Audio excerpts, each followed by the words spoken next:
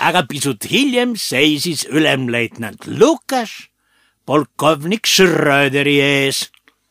Kõik ajalehed on seda skandaali täis, inimväärikuse ja inimtunde porisse tallamine, kannibaalide märatsemine, veretöö ühiskonna parimate esindajate kallal, mamelukkide jõuk. Edasi läks säärases vaimus, nagu oleksid ungarlased kõige rohkem tagakiusatav rahvas oma kodumaal. Kuni sinnamaani, et ülemleitnant Lukas katsunud proua Kakonit otse söögitoas lõuna ajal tema abikaasa juuresolekul vägistada.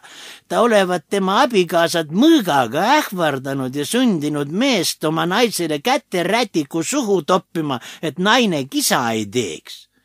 Polkovnik puhkes naerma. Ma kannan endast mõistetavalt polgustaabi nimel selle eest hoolt, et diviisi kohtu poolt antakse kõigisse ajalehtedesse õiendus.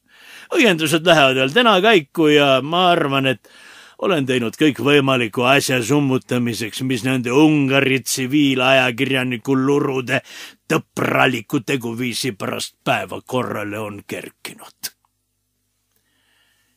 Teel ülekuulamisele lõikas vanasapöör Voditška Šveikile. Sina saad ka paardaid vastu vahtimist. Mida see luru küll välja ei mõtle? Näeb, et inimesel on diviisi kohtu pärast isegi muret maailm, aga tema tõhkokub mulle mingist Jeeriku Roosist rääkima. Ega see minu jutt ei ole. Seda rääkis kunstnik Banuška teener Matšei ühele vanaedile, kes pärinud, mis nägu see Jeeriku Roos on.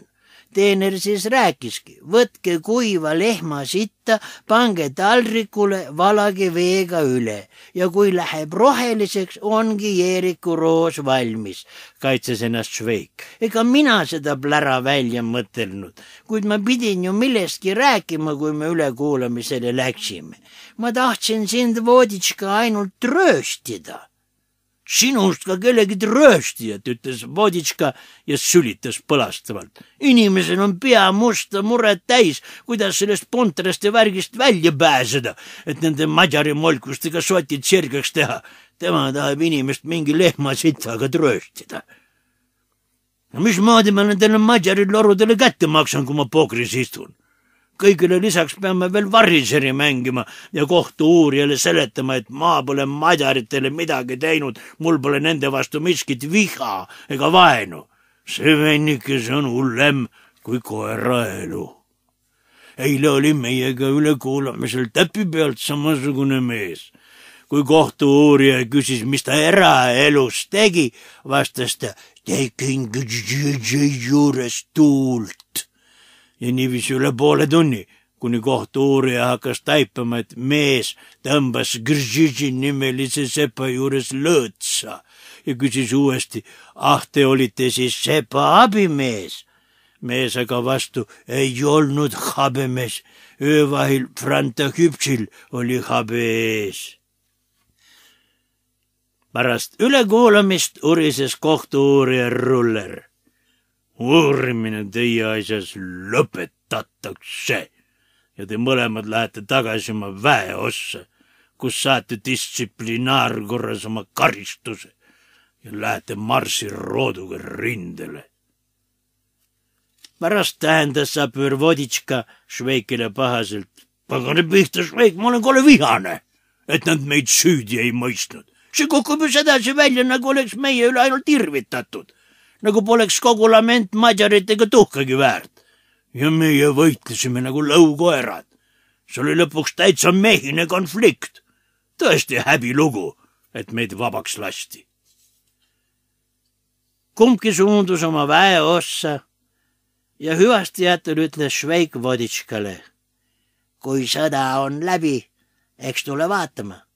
Sa leiad mind iga õhtu pärast kella 6 Bodžitša tänavast karikakõrtsist. Kindel see, tulen, vastas Voditška. Saab seal ka rusikaid proovida. Seal juhtub iga päev midagi, lubas Šveik. Ja kui peakski liiga vaikne olema, eks me mõtle siis ise midagi välja. Nad lahkusid. Ja kui nad olid juba tükk maad teineteisest eemal, hüüdis vanasapöör Voditška Šveikile järele. kui tulen, siis hoolitse kindlasti, et oleks lõbus.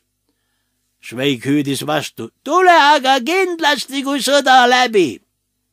Nad läksid kumbki oma suunas edasi. Tükk aega hiljem kostis teise barakkide rea nurga tagant Voditška hääl. Šveik, Šveik, mis õlut on karikas? Nagu Kaja kostis Šveiki vastus, Velko Popovitši õlut. Ma arvasin, et Smihovi oma, hüüdis sapöör Voditška kaugelt. Seal käib ka naisi, karjus Šveik. Siis pärast sõda kell 6 õhtul, kisendas Voditška eemalt. Tule parem 6:30, kui peaksin hiljaks jääma, vastas Šveik. Siis kostis üsna kaugelt veel kord Voditška hüüd. Kas sa siis kell 6 ei saa? Hea küll, ma tulen kell 6, kuulis Voditška kaugeneva sõbra vastust. Nii lahkus vahva sõdur Šveik vanast sapöörist Voditškast. Wenn die Leute auseinander gehen, da sagen sie auf Wiedersehen.